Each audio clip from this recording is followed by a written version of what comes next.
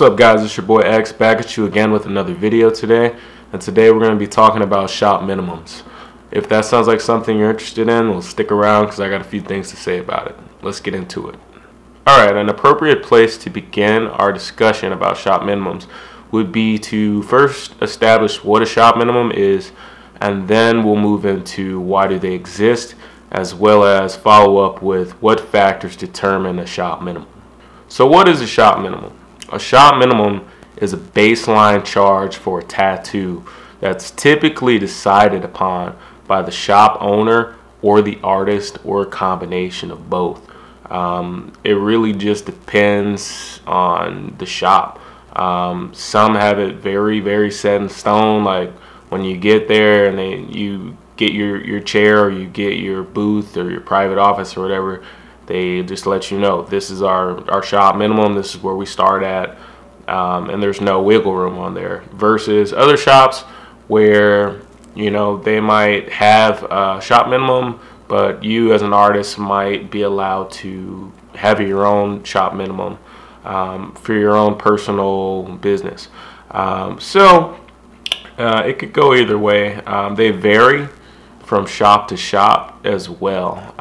There's no consistent price for a shop minimum from shop to shop and from state to state. So yeah, that's pretty much what a shop minimum is, and let's now move into why they exist.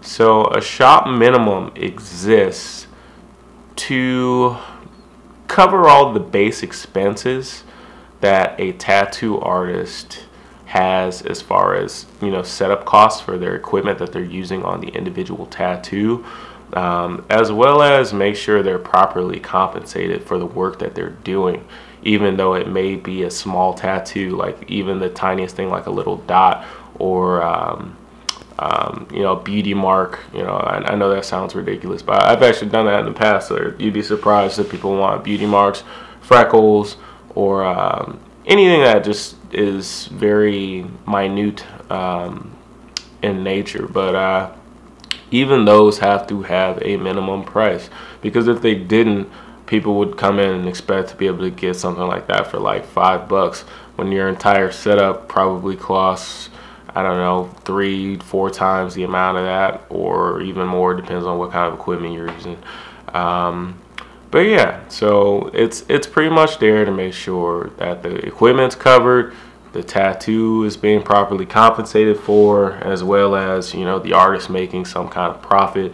And then we also have to take into consideration that the majority of tattoo artists out there, you know, they work under a percentage, and I'll get into that in a different video, but pretty much I'll give you the short version of it, is that most artists, they work like either 50-50 or 60-40, and that's the percentage that they keep, and the rest of it is kicked back to the shop, you know, in exchange for working there, and in exchange for, you know, PPE, as well as, you know, other equipment used to, you know, prevent cross-contamination. So yeah, that's pretty much why they exist, and now we'll move into different factors that can determine a shop minimum. Different factors that can determine a shop minimum for a particular shop. Number one, let's go with artist skill level. That will always determine, you know, where a shop will start off. Because say you have your average Joe Smo street shop down the street with you know, no one fantastic in there, it's likely you'll find a very average shop minimum versus, you know, an award-winning shop that carries world-class caliber of artists. That shop minimum might tend to be a little bit higher, just to, you know, go along with the quality of art that shop is producing. So that's definitely factor number one. Factor number two, I would say, would be location. Plays a major factor as far as shop minimum is concerned. You know, the cost of living, the cost of, you know, owning or renting a shop will vary from state to state. and so a shop minimum also has to be reflected in that as well. So it's versus like where I live in Arizona, you know, cost of living is relatively low. So versus like California, cost of living is much higher, as well as, you know, commercial property rent. I'm sure it's a lot higher as well over there. As far as, you know, contacts that I have in California that tattoo there, they make it pretty clear that, you know, their hourly charge is significantly higher than what the average artist in Arizona charges. And the only correlation I can make between, you know, a higher hourly rate would be cost of living, you know. So every location is going to have a different cost of living, so therefore every shop in different locations will likely have a different cost as far as, you know, how high a shop minimum can be.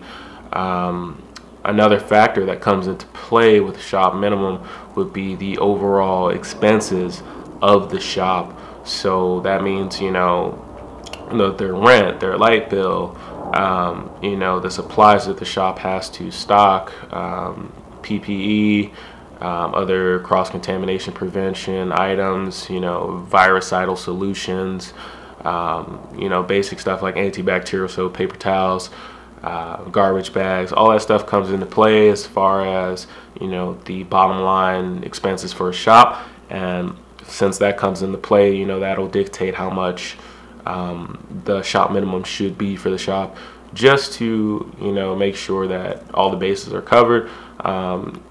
Not to say that like that's like the, you know, standalone thing that determines you know, if a shop's going to make it or break it, because it's not. I mean, it's ultimately the quality of art that's produced out of that shop, as well as, you know, making sure that, you know, everyone's charging the appropriate amount, you know, and, you know, just being good artists, man, doing good quality work that will push you on further. But, you know, I'm kind of going off on a tangent here, so let's get back on track. But I feel like, let's see, I think I've pretty much covered everything as far as the shop minimum is concerned. So, you know, I hope that clears things up as far as, you know, what a shop minimum is, why it exists, and the factors that determine, you know, a shop minimum's price. So I hope this video helped you guys. Hope you liked it. If you did, drop a like, leave a comment down below. Don't forget to subscribe to the channel for future content from me. Thanks for watching. Love, peace, and happiness.